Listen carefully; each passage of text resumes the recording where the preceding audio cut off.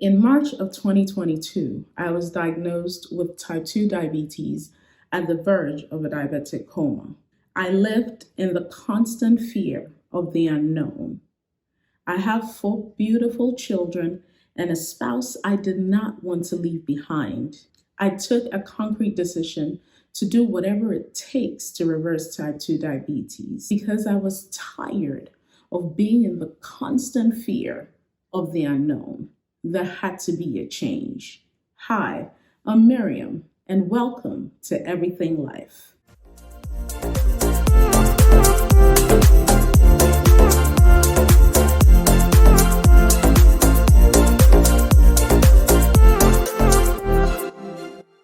Diabetes is a very common but serious disease. According to the Centers for Disease Control and Prevention, over 34 million Americans live with diabetes, with 90 to 95% being type 2 diabetes. About 88 million people have prediabetes, a precursor to type 2 diabetes. There is no cure for type 2 diabetes, but it may be possible to reverse the condition to the point where you do not need medication to manage it. And your body does not suffer ill effects for having your blood sugar levels so high. Two ways you can kickstart your journey to reversing type 2 diabetes and lose tremendous amounts of weight in the process are: start with a healthy diet. That is what I did. The one change that may have the biggest impact on your ability to reverse type 2 diabetes is related to your diet. Reduce the amounts of simple carbohydrates and sugar you eat and drink. Eat mostly lean protein. It may be poultry, fish, low-fat dairy, soy, and beans, a variety of vegetables and fruits. And with fruits, I usually went with everything berry and apples. The reason why I did is I realized that every fruit that has the name berry associated with it had a very low index, hence keeping my blood sugar levels on a lower level as compared to eating fruits that had high indexes. Eat whole grain in reduced or controlled portions. It could be oats, quinoa, or barley. I never really did a lot of brown rice because research taught me that brown rice is equally as bad as white rice. The only difference is brown rice has a little bit more fiber as compared to the stripped white rice. But basically, they are all in the same category. So I stayed away from brown rice as much as I could. If you would eat any whole grains, just eat them in controlled portions because they are higher in carbohydrates. The other thing was, anytime I ate white rice, during the time period where I used to monitor my blood sugar very frequently, I would eat white rice in controlled portions, usually a handful, and monitor how it would affect my blood sugar level. And I will try another day and eat brown rice, the same quantity, and monitor how it would affect my blood sugar. I realized that I would eat the same meal, substitute the white rice for brown rice, but it still had the same impact on my blood sugar. So I stayed away from brown rice. Eat healthy fats.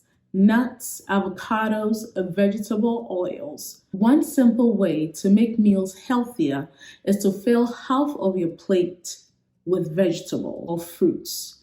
But because my main aim was to reduce my blood sugar levels, I filled half of my plate with more vegetables as compared to fruit. To be honest with you, in the beginning, because I was so bent on reducing my blood sugar levels, I stayed away from fruit.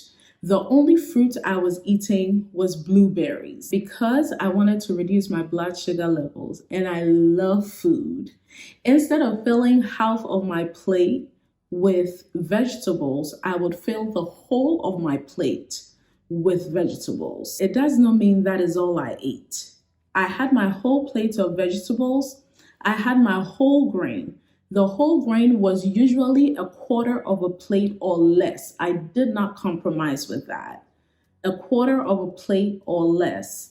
And my protein was usually a quarter of a plate or half a plate. If I wanted fruit and I did not have access to any berries, I would simply eat one apple and one apple only, just to satisfy my want for fruit. I usually incorporated more vegetables and more protein in my diet or on my plate when I was eating because I wanted to be fuller for longer. Like I said earlier, I love food, and I knew that if I did not eat to be full, I would want to nibble on something sweet, or I would want to nibble on anything just because I wasn't full. Because of that, I was very intentional about the amount of vegetables and the amount of protein that I put on my plate and incorporated into my diet. And by the time I'm done eating the vegetables and eating the protein, I'm actually very full. And so the whole grain is not as attractive as it looked when I was hungry. It also helps you eat less of the whole grains instead of more of the whole grains and less of the vegetables and protein. Sometimes I would not include whole grains at all. I only included whole grains. And like I said, because I wanted to reduce my blood sugar levels, I tried to stay away from grains as much as possible. So even though I was consuming the better grains, if I should put it that way, I still usually filled my plate with vegetables and protein. That way, I only added whole grains to my meals when I had the feel for it or when I really wanted to eat whole grain or any type of grain for that matter. When you stick to larger portions of vegetables and protein, it keeps you fuller for longer. And that is what would be able to sustain you. There are some foods that are obvious to avoid, like sugary drinks and cookies, but others may surprise you. The foods that are very high in carbohydrates and should be limited or avoided are white rice. And I would include brown rice because it is equally as high in carbohydrates just as white rice. Avoid or limit white flour or anything made of white flour. Avoid flavored yogurt, sweetened cereal, and sugary drinks. Now, what I'm going to say is these things that I'm asking you to avoid or limit does not apply to everybody. If you are simply trying to lose weight or if you are simply trying to live a healthier lifestyle, you can incorporate it in your diet in very limited quantities. But if you are trying to reverse a disease like type 2 diabetes by reducing your blood sugar levels or your glucose levels, you definitely want to stay away from these things that I have mentioned because they can really cause your blood sugar levels to rise at a very fast pace. The second thing will be kick up your activity. Increase the amount of physical activity you do in a day. It is an excellent way to lose weight and combat the effects of prediabetes or type 2 diabetes. Current recommended guidelines is at least 150 minutes of moderate to intense aerobic exercises or 75 minutes of vigorous aerobic exercises in a week. But life does get busy. And for me, with the nature of my job, for instance, I sit behind a desk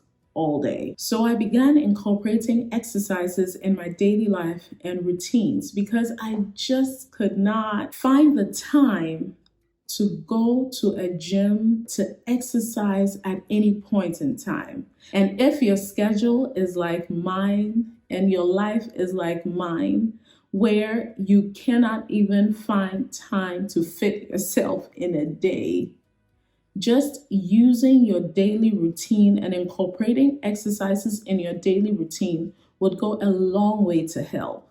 Because I have 4 kids. They are still growing. I have a job. I have a business. I have other things that I'm taking care of.